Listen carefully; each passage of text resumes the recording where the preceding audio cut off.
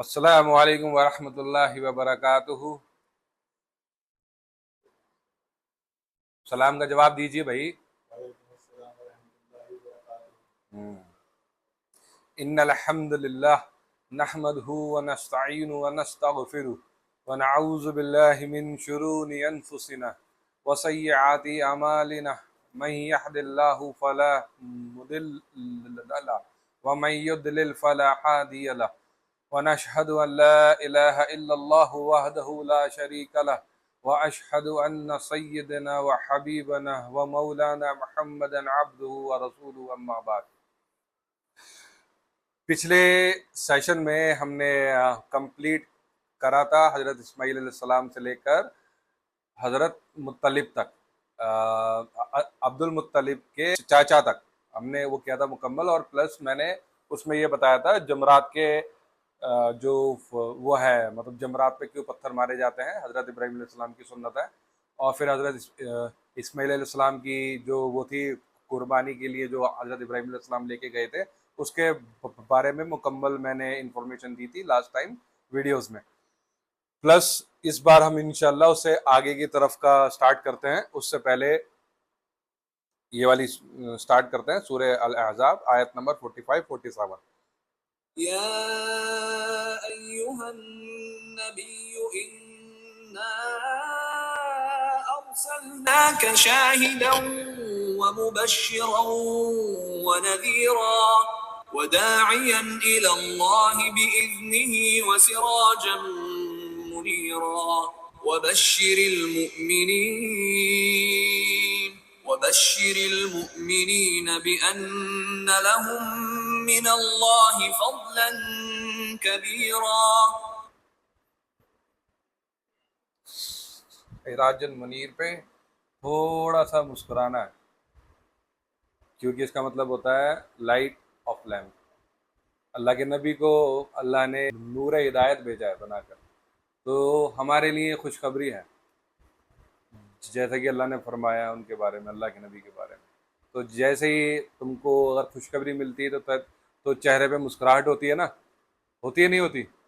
तो वैसे ही मुस्कुराहट आनी चाहिए चेहरे पे, अंदर से, आर्टिफिशियल मुस्कुराहट नहीं, अंदर से मुस्कुराहट आनी चाहिए। जैसे अल्लाह के नबी का जिक्र हो कि अल्लाह ने अल्लाह के नबी को नूर हिदायत बनाकर भेजा है, हम मुसलमानों के लिए और तमाम जहान वालों के लिए, खुसूसन मुसलमानों के लिए।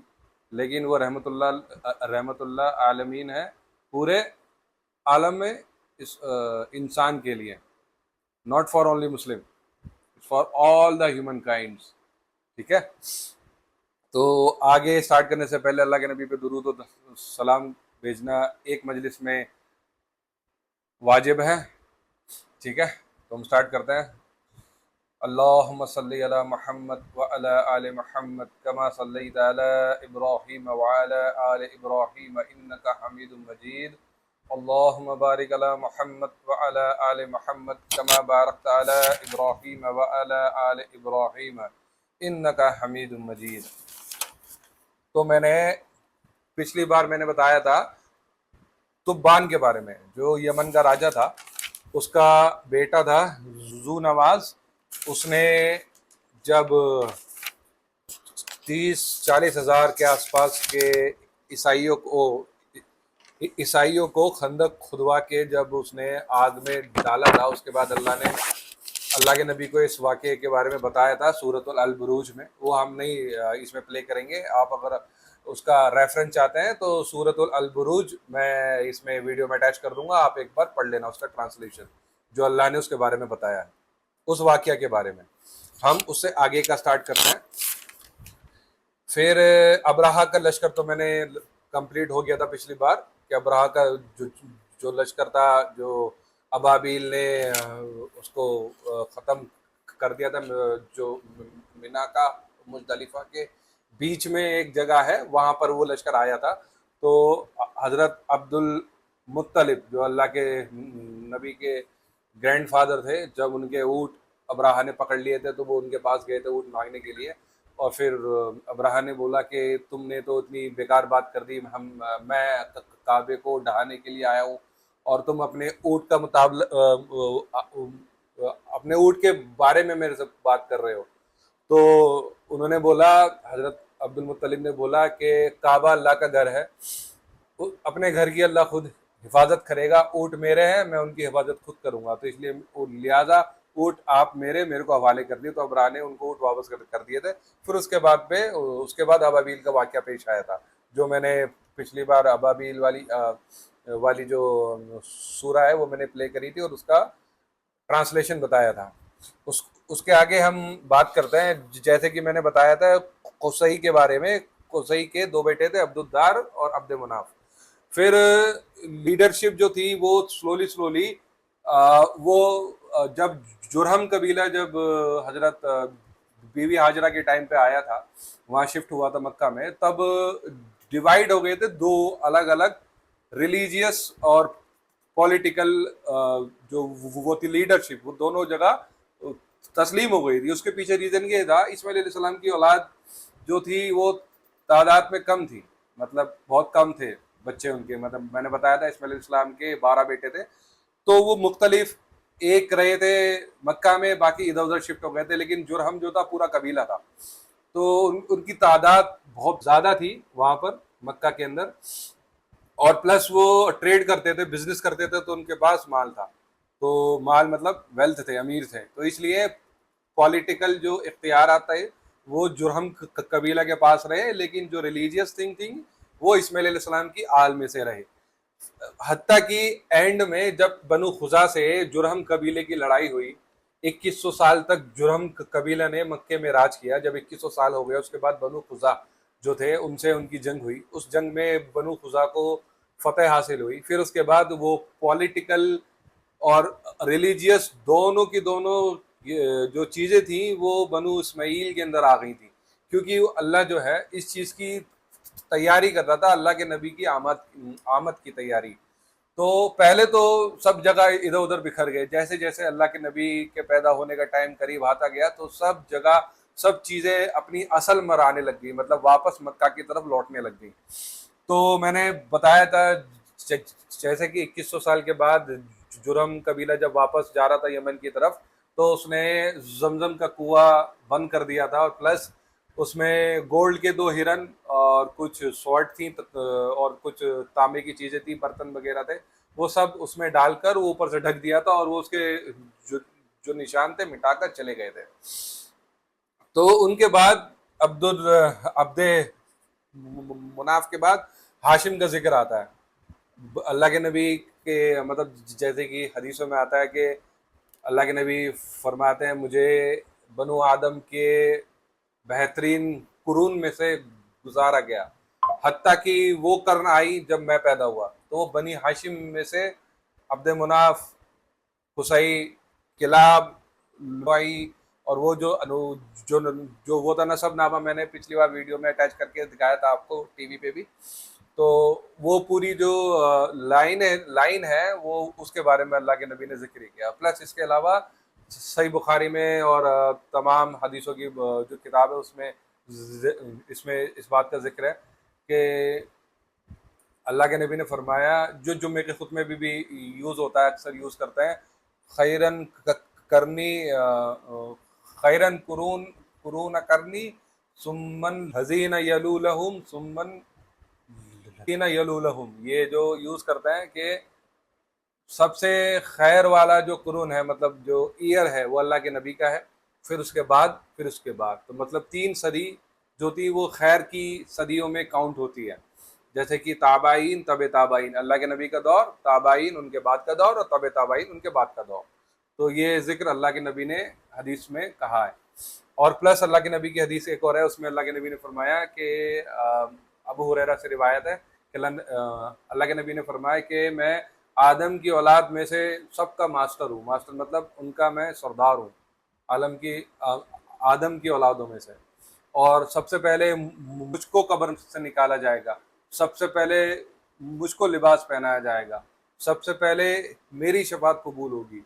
ये ये हदीस जो मैं जिक्र कर रहा हूँ, ये मैं इंशाल्लाह वीडियो में अटैच कर दूंगा। फिर इसके बाद हम बात करते हैं कि जब वो जुरम कबीला 300 मतलब 2100 साल के बाद चला गया था, तब वो 300 साल तक के लिए जो जो जमजम का कुआं था, वेल था, वो बंद रहा।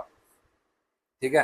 फिर फिर मैंने बताया हाशिम जो थे, हाशिम हाशिम जो थे, उनका नाम हाशिम क्यों क्यों पड़ा?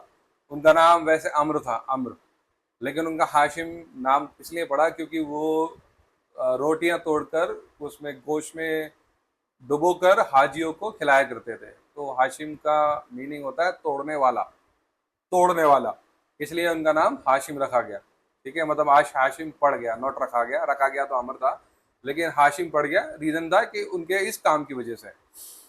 तो वो, और प्लस वो रिलीजियस और पॉलिटिकल दोनों उनके हाथ में चीजें थी।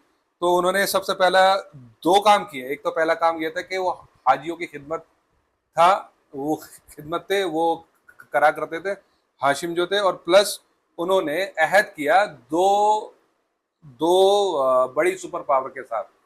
उनके साथ मतलब क्या कहते हैं, जैसे आज के टाइम में डील करते हैं, बिजनेस डील। तो जो मुख्तलिफ कंट्रियों के प्राइम मिनिस्टर होते हैं, वो कुछ कंट्रियों में जाते हैं और जाके बिजनेस डील करते हैं।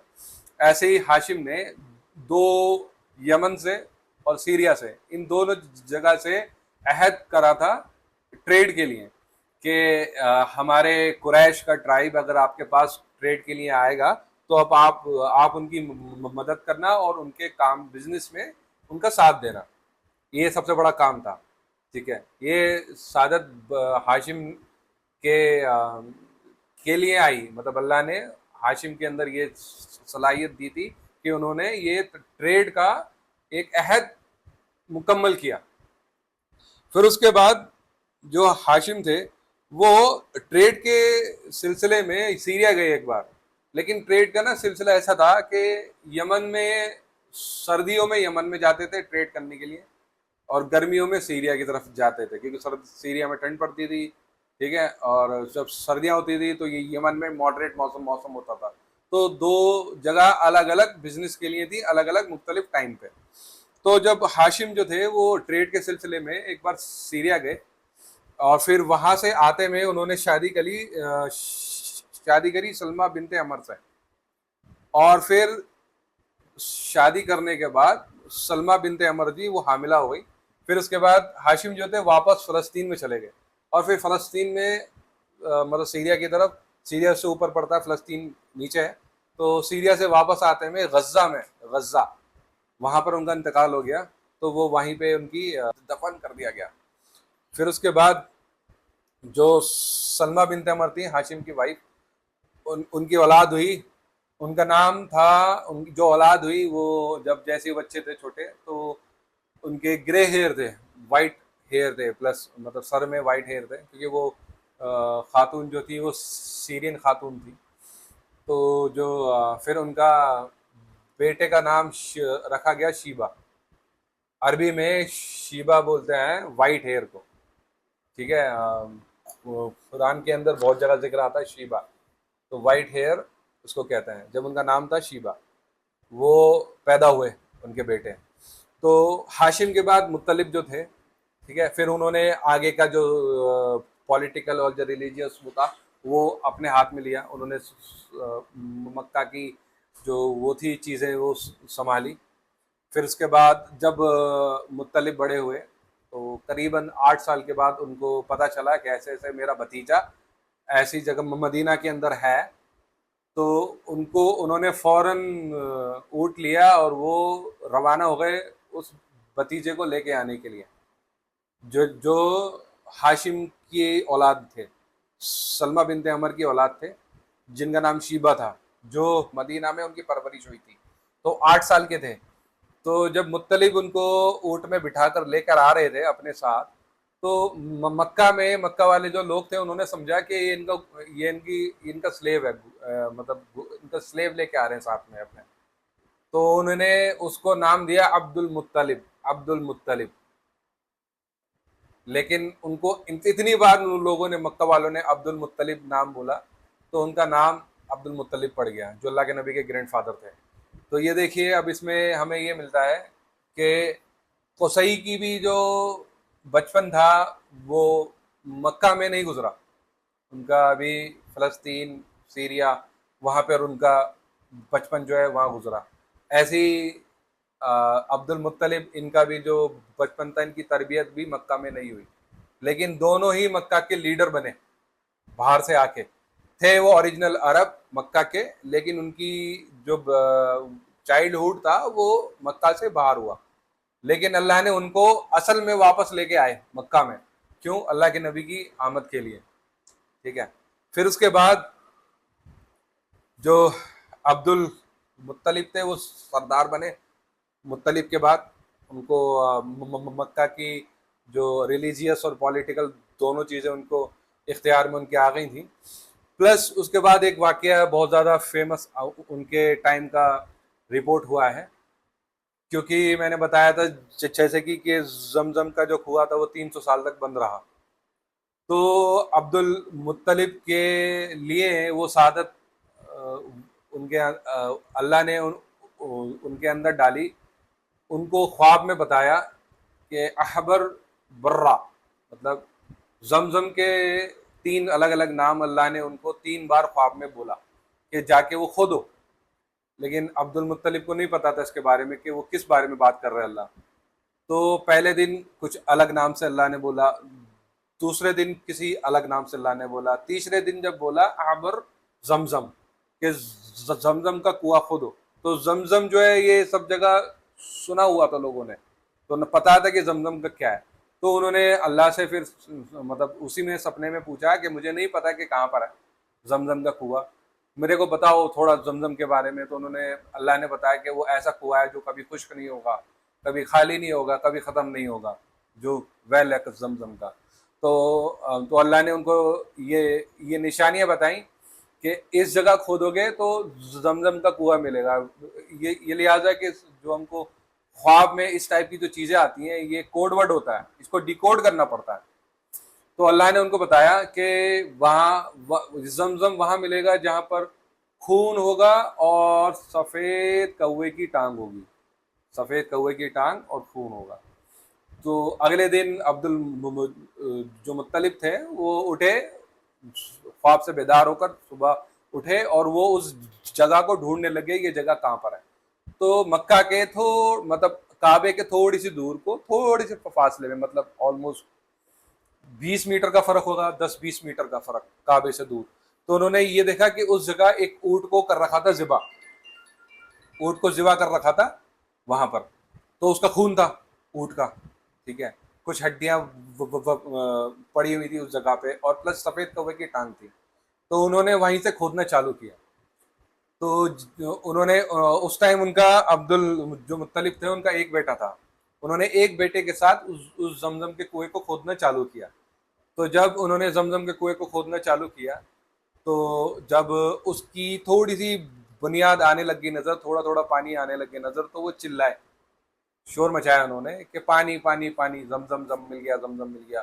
तो ये सुनकर जो बाकी ट्राइब के लोग थे, कुरैश, वो सारे जमा हो गए। उन्होंने बोला कि भाई हमको भी शरीक कर लो इस काम में। तो अब्दुल मुत्तलिब ने मना कर दिया। तो इस मसले पे दोनों का झगड़ा हुआ, अब्दुल मुत्तलिब का और कुरैश की ट्राइब का। मैंने बताया था जैसे कि छोटी छोटी बातों पे अरबों में झगड़े हुआ करते थे, इतनी ये लिहाजा कि इतनी छोटी छोटी बात पे हुआ करते थे झगड़े कि अगर कोई परिंदा एक ट्राइब से उड़कर दूसरे ट्राइब पे बैठ गया तो इस बात पे दोनों ट्राइबों के बीच में हो जाती थी लड़ाई कि ये परिंदा तुम्हारे यहाँ क्यों उड़ के बैठ गया। इतनी छोटी छोटी बातों में वो झगड़ा करते थे।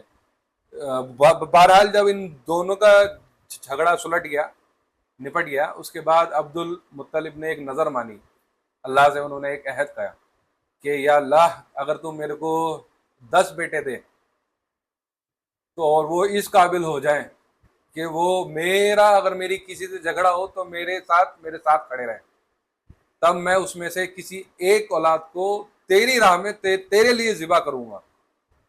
अल्लाह ने ये अहद उनका कबूल किया और उनको अब्दुल मुत्तलिब को बेटे दे दिए 10।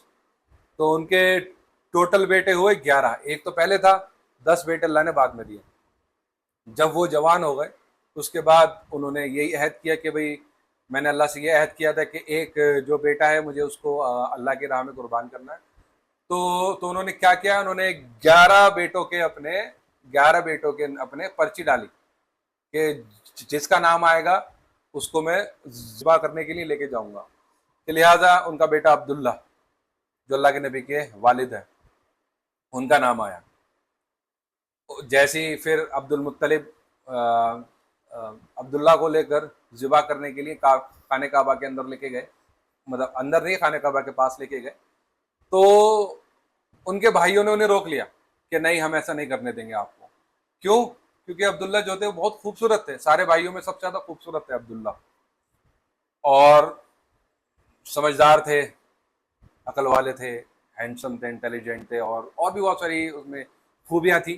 तो उनके भाइयों ने मना कर दिया। कौन? अबू लहब, अबू तालिब, हमज़ा, हज़रत हमज़ा, अब्बास, जो जो फेमस नाम है वो मैं बता रहा हूँ, जो हज़रत अब्दुल्ला के भाई थे, अल्लाह के नबी के चाचा वो थे। उन सब ने रोक लिया कि हम इनको ज़िबा नहीं करने देंगे। तो बहुत बहस हुई कि नहीं, अब्दुल मुत्तलिब ने बोला नहीं, मैंने अल्लाह से ऐद किया है तो मुझे पूरा करना है। तो उन्होंने क्या किया, उस ज़माने में, आज भी ऐसा होता है कि अगर कुछ मुश्किल पेश आती है तो इंसान, मुसलमान भी अक्सर, मुसलमान लोग जो जादूगर होते हैं उनके पास जाते हैं। कौन? जादूगर, मौलाना वौलानों के पास तावीज़ गंडों के लिए जाते हैं, और प्लस काले जादू के लिए सिपली पिपली करवाने के लिए जाते हैं। तो उस दौर में भी सेम चीज़ हुआ करती थी। तो वो अब्दुल्ला को लेकर सारे भाई और अब्दुल मुत्तलिब एक काहिना औरत के पास गए कि ऐसे ऐसे मसला है तो हमें बताइए। तो वही है कि जैसे कोई शख्स होता है किसी के पास, तुम जाओ तो वो अपनी अहमियत बताने के लिए वो कहता है कि तुम कल आना, अभी मैं बिजी हूँ, मसरूफ़ हूँ, या फिर कुछ काम दे देता है कि तुम फलाना काम करके आना, उसके बाद मैं तुमको बताऊंगा या बताऊंगी। तो वो वापस आ गए, फिर अगले दिन गए। अगले दिन उसने, जो औरत थी काइना, उसने पूछा कि तुम्हारे यहाँ एक आदमी की, एक इंसान की जान की कीमत कितनी है? तो उन्होंने बोला 10 ऊँट। 10 ऊँट उन्होंने बोला। तो उन्होंने बोला चलो ठीक है, एक तरफ अब्दुल्ला को रखो, एक तरफ 10 ऊँट रखो, जिनके नाम का निकलेगा कुर्रा हम उनको ज़िबा करेंगे। ठीक है, अगर अब्दुल्ला के नाम का निकला तो हम 10 ऊँट और बढ़ा देंगे इधर। ठीक है, अगर ऊँट का नाम निकला तो हम ऊँट को ज़िबा कर देंगे, अब्दुल्ला को बचा लेंगे।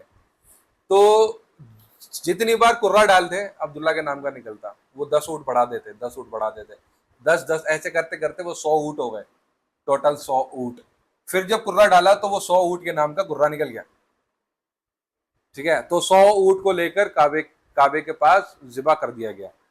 तब से एक इंसान की जान की कीमत जो इस्लाम में, शरिया में रखी गई है, वो 100 ऊँट के बराबर है, जो आज भी फॉलो होती है शरीयत के अंदर। जान पूछ के नहीं, जान पूछ के कत्ल करने का, कत्ल करना कत्ल है उसका, वही मतलब खून वर्सेस खून जो होता है। लेकिन अगर किसी से गलती से, किसी से अगर हो जाता है, जैसे एक्सीडेंटल वो हो गए, या फिर गलती से इरादा नहीं था लेकिन कत्ल हो गया, तो उसकी जो वो है अर्दियत, जो है इर्दियत, वो 100 ऊँट के बराबर है आज के टाइम में। ठीक है, फिर उसके बाद अब्दुल्ला को लेके अब्दुल मुत्तलिब वापस लेके आ गए। तो अल्लाह के नबी ने इसके बारे में भी बताया है कि मैं 2 ज़बीहों की औलाद हूँ।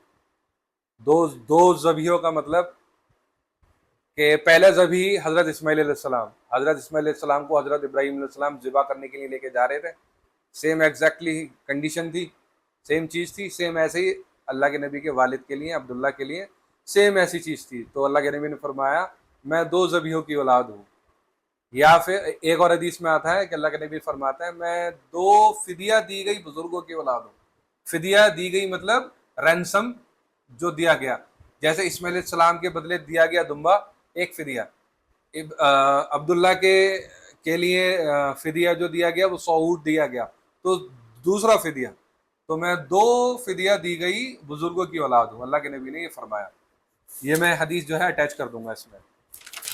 और प्लस अब्दुल मुत्तलिब ने जब उसके बाद जब वो कुआं खोद रहे थे, और फिर जैसे मैंने बताया था कि जुरहम कबीला जब वापस जा रहा था तो उन्होंने गोल्ड के 2 हिरन और तांबे की कुछ चीज़ें गड्ढे में डाल के बंद करके चले गए थे।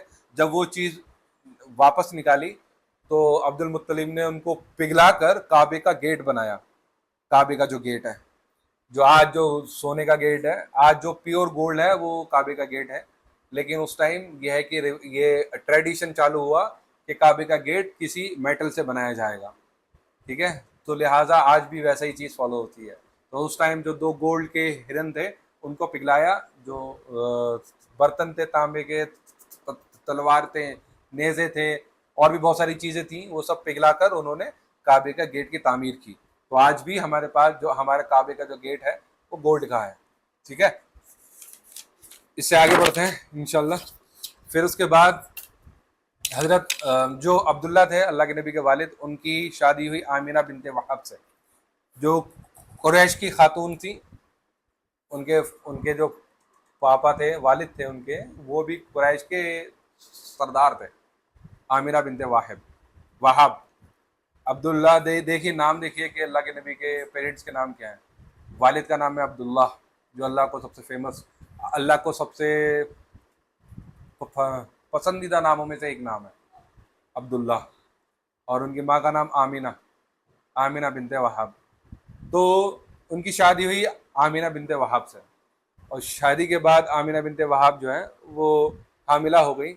फिर उसके बाद अब्दुल्ला को अब्दुल मुत्तलिब ने किसी काम के सिलसिले में उनको सीरिया भेजा, या मदीने की तरफ भेजा, ठीक है। तो जब मदीना या सीरिया भेजा, तो सीरिया से वापस आते आते में, या मदीना से वापस आते में, मदीना में अब्दुल्ला का इंतकाल हो गया। उनको वहीं पे दफना दिया गया। तो लिहाजा जब अब्दुल्ला की वाइफ आमिना, अल्लाह के नबी की मम्मी माँ, हामिला थी, मोहम्मद, अल्लाह के नबी जब आमिना अलैहिस्सलाम के पेट में थे, तभी उनके वालिद का इंतकाल हो गया। तो पैदा होने से पहले अल्लाह के नबी यतीम थे। अल्लाह के नबी पैदा भी नहीं हुए थे, उससे पहले उनके वालिद का इंतकाल हो गया। और इसके बारे में, इसकी गवाही जो है अल्लाह कुरान के अंदर खुद देता है, सूरतुल अद-दुहा के अंदर। हम इंशाल्लाह ये सुनते हैं, उसके बाद आगे फिर स्टार्ट करते हैं। वद्दुहा वल्लैलि इज़ा सजा मा वद्दअक रब्बुक वमा क़ला वलल-आखिरतु खैरुल लक मिनल ऊला वलसौफ युअतीक रब्बुक फतर्दा अलम यजिदक यतीमन फआवा ववजदक ضالا فهدى ووجدك عائلا فأغنى فأما اليتيم فلا تقهر وأما السائل فلا تنهر وأما بنعمة ربك فحدث। तो इसके बारे में, अल्लाह के नबी यतीम थे, इसके बारे में अल्लाह ने कुरान में पहले ही बता दिया हम सबको। तो हम बात करते हैं फिर कि अल्लाह के नबी की पैदाइश शेब बनी हाशिम में मौसम बहार के अंदर सोमवार के दिन, मंडे की सुबह 9, एक रिवायत में आता है 9, एक रिवायत में आता है 12 रबीउल अव्वल के दिन सुबह सुबह, आमुल फील वाला साल था, उसके दिन पैदाइश हुई। तो उस दिन तारीख थी 22 अप्रैल 571 हिजरी, 22 अप्रैल 571 ये डेट थी जो हम आज का कैलेंडर फॉलो करते हैं उसके अकॉर्डिंग। लेकिन 12 रबीउल अव्वल के दिन अल्लाह के नबी की मंडे के दिन सोमवार सुबह आमुल फील वाले साल में पैदाइश हुई। कहाँ? शेब बनी हाशिम के अंदर, ठीक है। जब पैदा हुए तो अल्लाह के नबी यतीम थे, उनके वालिद नहीं थे, ठीक है। और आमुल फील क्यों कहते हैं कि, जैसे कि मैंने बताया था कि अरब जो थे उनके पास स्टोर करने के लिए, तारीख लिखने के लिए कोई चीज़ मौजूद नहीं थी। याद रखने के लिए, तो वो अक्सर कुछ इंसिडेंट अकर्ड होता था उस साल को, तो उस इंसिडेंट के हिसाब से वो साल को याद रखा करते थे। आमूल फील, फील मतलब हाथी। हाथी कौन? जो अब्राहा का लश्कर हाथी लेके आया था, लिहाजा हाथी लेकर आया था काबे के ऊपर चढ़ाई करने के लिए, तो उस साल को आमूल फील कहा गया। ये अल्लाह के नबी की पैदाइश से तकरीबन 50 या 55 दिन पहले की इंसिडेंट है, 50-55 दिन पहले, मतलब हजरत अब्दुल्ला के टाइम पर ये चीज थी। तो और दाया का काम किसने किया अल्लाह के नबी की पैदाइश के वक्त, मतलब हजरत आमिना को जो साथ दिया? अब्दुर्रहमान बिन औफ की वालिदा शिफा बिनते अमर, इन्होंने दाया का काम किया। ठीक है। और अल्लाह के नबी का वसाल जो हुआ है 8 जून 632 हिजरी में। ये मतलब उसमें नहीं है, लेकिन मैं अपने पास से बता रहा हूँ ताकि याद रखे आपको। 63 ईयर की एज में अल्लाह के नबी का वसाल हुआ। अल्लाह के नबी दुनिया से पर्दा कर गए। और जब अल्लाह के नबी का पैदाइश हुआ, तो पैदाइश हुई तो हजरत आमिना ने ख्वाब में देखा कि उनके पेट से, उनके अंदर से एक नूर निकल रहा है, और उस नूर से पर्शियन और रोमन एम्पायर के जो बागात हैं वो रोशन हो गए, उनके मोहल्ले सब रोशन हो गए। एक रिवायत में आता है जो कि ऑथेंटिक है, दोनों ऑथेंटिक रिवायत हैं। एक तो यह है कि बागात रोशन हो गए थे, एक एक एक रिवायत में आता है कि जलजला आया था रोमन और पर्शियन एम्पायर में, वो दोनों चीज़ें हिल गई थी, उनकी कुछ चीज़ तबाह हो गई थी, और कुछ पानी के जो वो थे, वो मतलब पॉन्ड था, पॉन्ड से पानी सारा बाहर आ गया था पर्शियन एम्पायर में। रोमन एम्पायर की जो बालकनी थी वो टूट के गिर गई थी कुछ 14 के आसपास। तो ये भी रिपोर्ट हुआ है हिस्ट्री में कि ऐसा भी हुआ था अल्लाह के नबी की पैदाइश वाले दिन। रीज़न ये है कि अल्लाह ने ये दोनों एम्पायर को अल्लाह के नबी के कदमों पर ढेर करना था, इसलिए। और प्लस अहले किताब जो थे, बनी इज़राइल, और जो क्रिश्चियन लोग, ईसाई लोग थे, ठीक है, उनकी जो किताबें थी उसमें भी मेंशन था कि खातिमुल नबीन आने वाले हैं, वो बशारत जैसा कि अल्लाह के नबी ने फरमाया कि मैं तमाम अम्बिया की बशारत हूँ, खुसूसन ईसा अलैहिस्सलाम की बशारत हूँ। क्यों? क्योंकि सबसे आखिर में ईसा अलैहिस्सलाम ने ही बशारत दी थी अल्लाह के नबी की आमद की। तो उन्होंने वो लोग जानते थे कि अल्लाह के नबी आने, किस जगह आने ये भी जानते थे, लेकिन उन्होंने इनकार किया। तो कोई बात नहीं, उन्होंने अपना ही नुकसान किया, अल्लाह का तो कोई नुकसान नहीं पहुंचा सकता। उन्होंने अपना नुकसान किया अल्लाह के नबी का इनकार कर कर। और हम लोग अल्लाह का शुक्र अदा करते हैं कि अल्लाह ने हम सबको उम्मत मुस्लिमा में पैदा किया, अल्लाह के नबी मोहम्मद रसूलुल्लाह सल्लल्लाहु अलैहि वसल्लम की उम्मत में पैदा किया। और हम अल्लाह से यही दुआ करते हैं कि अल्लाह ताला हमारा खात्मा भी ईमान पर करे।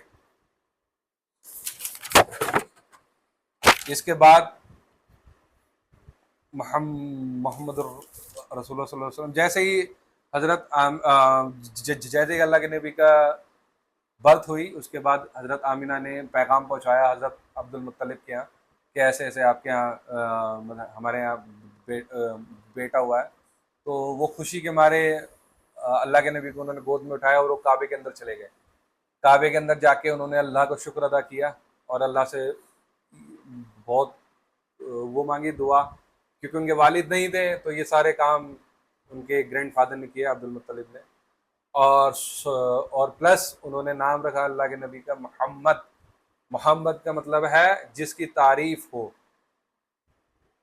और ये अरबों में कॉमन नेम नहीं था, ये पहली बार नाम रखा गया था मोहम्मद। और आज ये कॉमन नेम है पूरे वर्ल्ड में। सबसे ज़्यादा नाम जो रखा गया है वो मोहम्मद रखा गया है। आज के टाइम में मोस्टली मैक्सिमम लोग, मुसलमान लोग, अपने नाम से आगे मोहम्मद लिखते हैं, कोई सिर्फ खाली मोहम्मद भी लिखते हैं नाम। तो सबसे ज़्यादा जो नाम इस्तेमाल होने वाला है वो है मोहम्मद, और जिसकी तारीफ होती है मोहम्मद, ठीक है। और अल्लाह को भी ये नाम पसंद है। अल्लाह के नबी ने फरमाया अपने अपने नाम के बारे में, अना मोहम्मद, मैं मोहम्मद हूँ, अना अहमद, मैं अहमद भी हूँ। क्योंकि बनी इसराइल की जो किताब है, अहले किताब की किताबों में जो नाम मेंशन है वो अहमद के नाम से है, मोहम्मद के नाम से नहीं है। कुछ कुछ जगह डायरेक्ट मोहम्मद के नाम से भी है, लेकिन बहुत जगह जो है अहमद के नाम से मेंशन था। तो दोनों ही नाम अल्लाह के नबी के थे, मोहम्मद और अहमद। ठीक है। तो फिर सुन्नत के हिसाब से अल्लाह के नबी का 7वें दिन अकीका और ख़तना हुई। जैसे कि मैंने बताया था कि हज़रत इब्राहीम अलैहिस्सलाम को अल्लाह ने हुक्म दिया था 80 साल की उम्र में आप अपनी ख़तने खुद करें। तो उस उम्र में इब्राहीम अलैहिस्सलाम ने अपनी ख़तने खुद की थी, फिर अकीका। तो ये दोनों सुन्नत दौरे जाहिलियत के ज़माने में भी चली आ रही थी। और हज भी था, जैसे मैंने बताया हज भी करते थे, लेकिन उन्होंने बिदात ऐड कर दी थी। जो इब्राहीम अलैहिस्सलाम ने बताया था उसके अलावा उन्होंने और चीज़ें ऐड करके मुख्तलिफ, जैसे नंगे हज किया करते थे और प्लस अरफात तक नहीं जाते थे, मक्का के चारों तरफ बैठ के शेर व शायरी करा करते थे, मजलिस लगाकर बैठा करते थे, अपने अपने बुतों की इबादत करते थे। सब लोगों ने अपनी बिदत दाखिल कर ली थी। लेकिन टूटी फूटी एक दीन इब्राहिमी की ये सुन्नतें थी जो बाकी थी, जो अल्लाह के नबी ने रेक्टिफाई की, जो कि अल्लाह ने करवाई और अल्लाह के नबी ने हमको बताई, रेक्टिफाई करके हमको बताया कि ये इब्राहीम अलैहिस्सलाम की सुन्नत है और यही ऑथेंटिक है, यही तुमको फॉलो करना है। तो वैसे ही 7वें दिन अल्लाह के नबी की खतने हुई और अल्लाह के नबी का अकीका हुआ। और फिर अल्लाह के नबी को खेले उम्मे ऐमन के यहाँ, उम्मे ऐमन की गोद में, जिनका नाम था बरकत। ये हजरत अब्दुल्ला की गुलाम थी मतलब मेड, आज के टाइम में जैसे मेड होती है, ठीक है, उस जमाने में गुलाम थी। परमानेंटली कोई ना कोई एक गुलाम रहता था जो घर का काम करता था। आज के टाइम में लोग पैसे देते हैं, उस टाइम वो उनको खाना देते थे, कपड़े देते थे, ये कब करते थे। तो अब्दुल्ला की जो वो थी गुलाम उम्मे ऐमन, उनकी गोद में अल्लाह के नबी खेले, जो कि हबशन औरत थी। हबशन मतलब यूथोपिया की आई हुई थी, ठीक है, उनकी गोद में खेले, लेकिन उनका असली नाम था बरकत। तो ये देखिए कि अल्लाह के नबी के इर्द गिर्द जो लोग हैं उनके नाम कैसे हैं, कितने खूबसूरत और कितने अच्छे नाम हैं। तो हम लोगों को भी नए नाम की तलाश में नहीं जाना चाहिए, जो खूबसूरत नाम है मायने वाले वो नाम रखने चाहिए, जैसे कि उम्मे अमन, बरकत, ठीक है, सलमा, आमिना, अब्दुल्ला, शिफा, शिफा बिनते अमर, अब्दुर्रहमान बिन औफ की वालिदा शिफा बिनते अमर, जो दाई थी, दाया थी, सॉरी नॉट दाई, दाई तो अरबिक वर्ड होता है पहुंचाने वाला, जो दाया थी। तो ये नाम देखिए, इतने अच्छे अच्छे नाम हैं, खूबसूरत नाम जो अल्लाह के नबी के इर्द गिर्द हैं। तो हमको भी लिहाजा अच्छे नाम रखने चाहिए अपनी औलादों के। हमें हमेशा ऐसे नाम नहीं रखने चाहिए जो कॉम्प्लिकेटेड हो। चलें हम इसको यहीं अब कंप्लीट करते हैं, मुकम्मल करते हैं। इंशाल्लाह अगली बार अगले सेशन में उससे आगे की हम स्टोरी बताएंगे।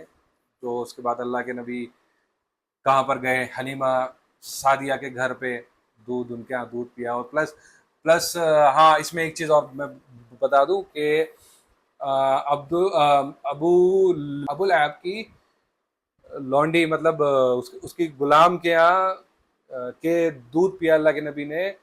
और उन्होंने क्या नाम, हजरत हमजा ने भी दूध पिया उन्हीं का, और एक और थे उन्होंने भी दूध पिया। तो तीन थे जो रजाई भाई थे, अल्लाह के नबी रजाई भाई हुए हजरत हमजा के। और प्लस एक और नाम है, वो मैं नाम अगली वीडियो में बताऊंगा, मुझे नाम याद नहीं आ रहा, मैंने लिखा भी नहीं नाम, ठीक है, वो मैं बताऊंगा। तो 3 लोग जो थे वो रजाई भाई हुए। हजरत हमजा के बारे में आपको तो पता ही ऑलरेडी, ठीक है। चलो फिर हम कंप्लीट करते हैं ये सेशन को, और अल्लाह से करते हैं दुआ कि अल्लाह ताला जो हक बात मैंने कही उसको अपनी बारगाह में कबूल फरमाए, और जो बात मैं कहने से रह गया या फिर मैंने गलती में जज्बात में आके कुछ गलत कह दिया अपनी ज़ुबान से, तो उसको माफ़ कर दें, और अपनी बारगाह में अजर हमारा कबूल फरमा। और मैं आप सबको रमज़ान की बहुत बहुत शुभकामनाएं देता हूँ, ठीक है, मुबारकबाद देता हूँ, मतलब शुभकामना हिंदी में बोल दिया ठीक है। ठीक है, तो सुबहान रब्बिका रब्बिल इज़्ज़ति अम्मा यसिफून व सलामुन अला मुरसलीन वल्हम्दुलिल्लाहि रब्बिल आलमीन।